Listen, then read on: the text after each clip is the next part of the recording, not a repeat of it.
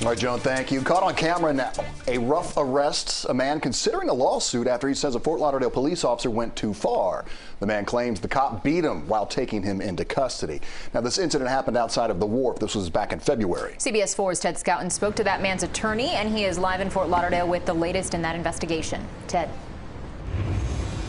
Lauren and Keith, right now the Fort Lauderdale Police Department is defending their officer on this one. Late this afternoon, police released a lot of information. Included in that, they said that reports from the man claiming the rough arrest are inaccurate and that their officer remains on full and active duty. A chaotic scene outside the wharf in Fort Lauderdale back in February. Francisco Moore was here from Pennsylvania with his fiancée Tracy DeJesus and two others celebrating his birthday. After an incident inside, police said they were trying to detain Tracy. It wasn't long after when the trouble began. Mr. Moore was holding Tracy's hand.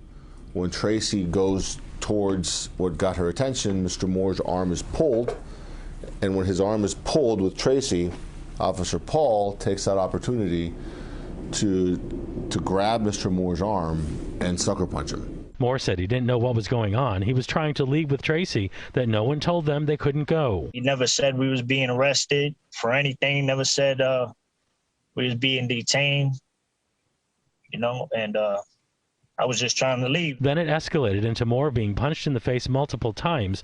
We see it on police body cam video supplied by Moore's attorney.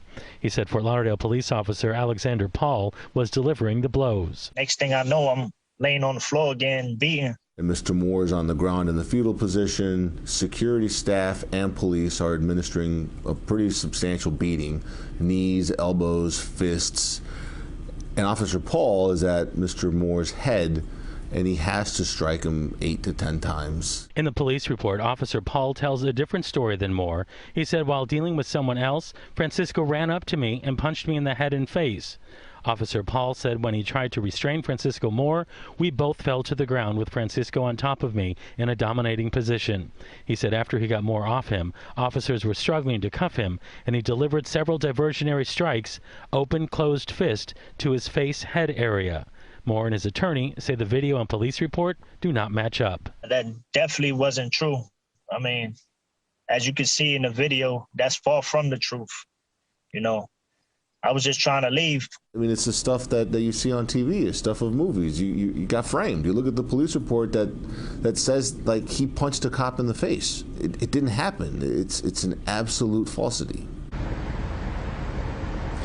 Now, police tell us that this incident is under review by Internal Affairs. However, Officer Paul is not the subject of the investigation. They go on to tell us that there are 74 use of force incidents that he self-reported over his 6 years on the Fort Lauderdale Police Force. The department found that all of them were justified.